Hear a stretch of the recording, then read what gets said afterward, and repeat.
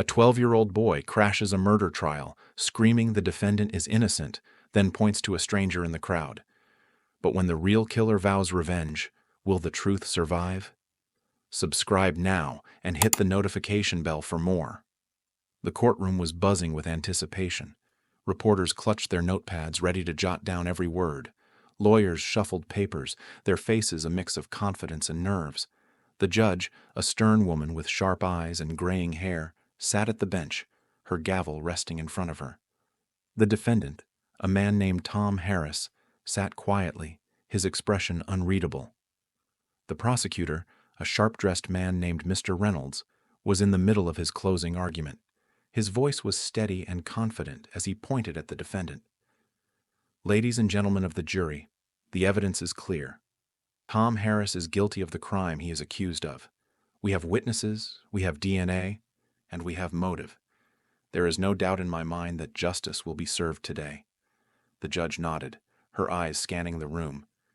"Does the defense have anything to add?" she asked, her voice cutting through the air like a knife.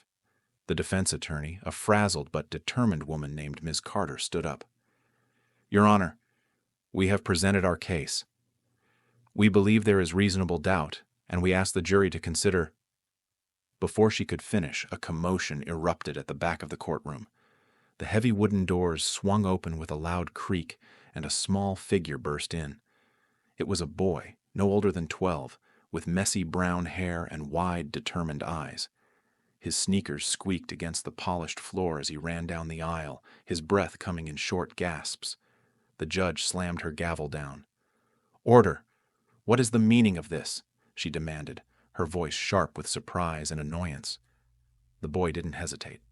He stopped in front of the bench, his hands clenched into fists at his sides. "You can't do this!" he shouted, his voice cracking with emotion. "Tom didn't do it. I know who really did it." The courtroom erupted into chaos.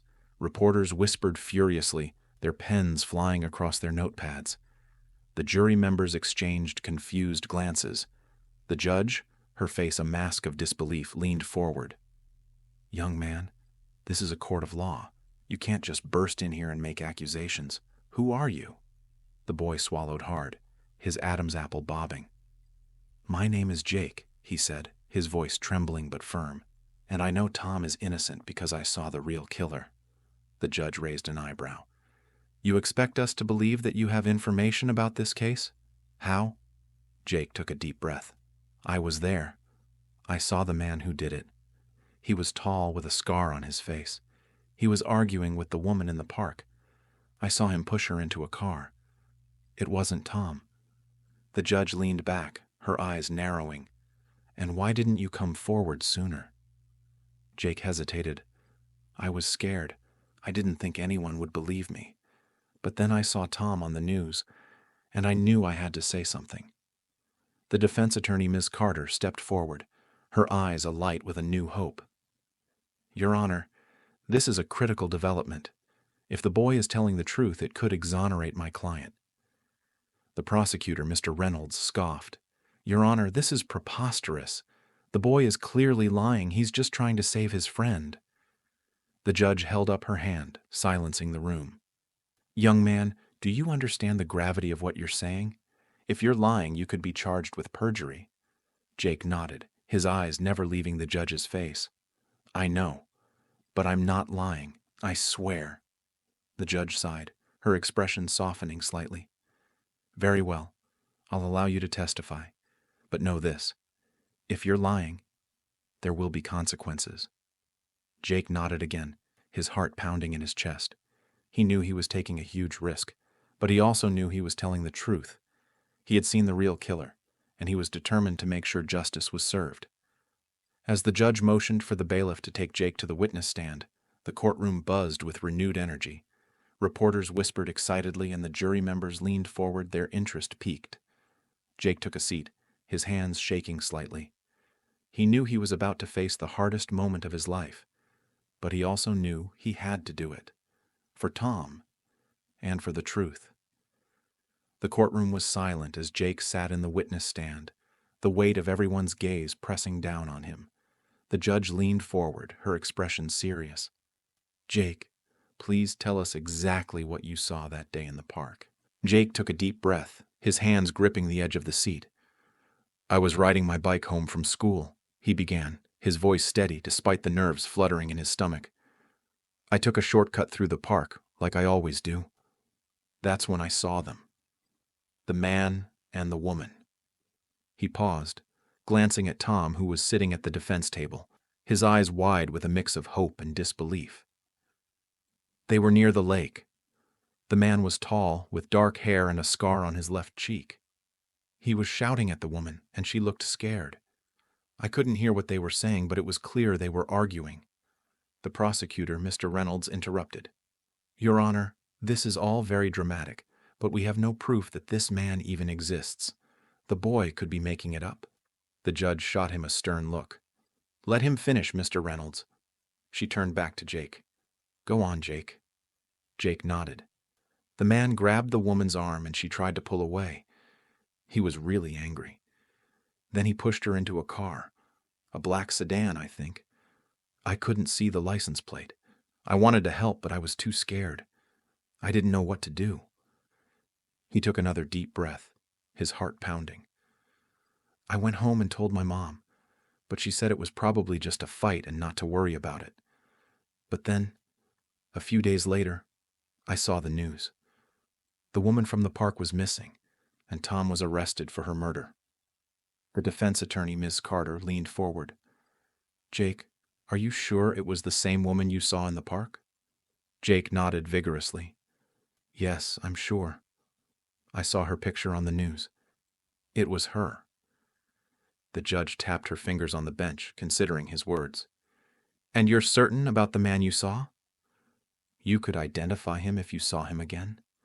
Jake hesitated for a moment, then nodded. "Yes, I think so. I remember his face." The prosecutor stood up, his expression skeptical. "Your Honor, this is all very interesting, but we have no evidence to support the boy's story. We have a solid case against Tom Harris, and this sudden testimony is just a desperate attempt to sway the jury." Ms. Carter shot to her feet.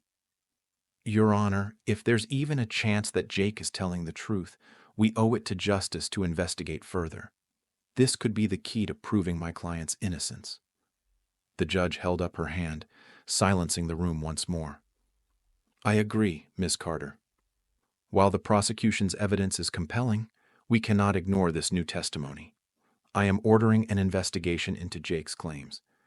In the meantime, the jury will be instructed to consider this new information when making their decision." The courtroom erupted into whispers again, and Jake felt a wave of relief wash over him. He had done it. He had spoken up, and now there was a chance that Tom might go free. As the judge adjourned the court, Jake was led out of the witness stand and back to his seat. Tom turned to him, his eyes filled with gratitude. "Thank you, Jake," he said, his voice barely above a whisper. "You didn't have to do this." Jake smiled, feeling a sense of pride and relief. "I had to. I couldn't let an innocent man go to jail."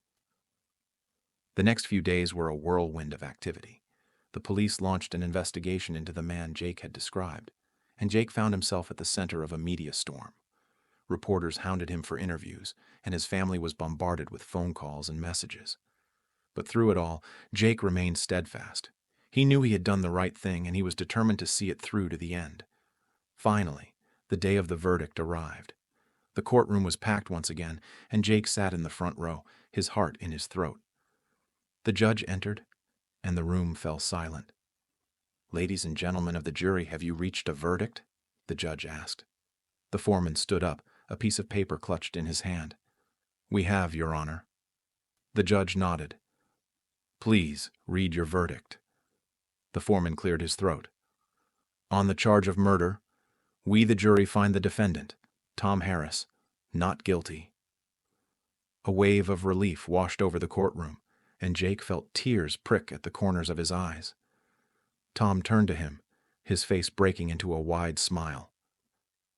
"Thank you, Jake," he mouthed. As the courtroom erupted into applause, Jake knew that justice had been served. He had spoken up, and because of him, an innocent man was free.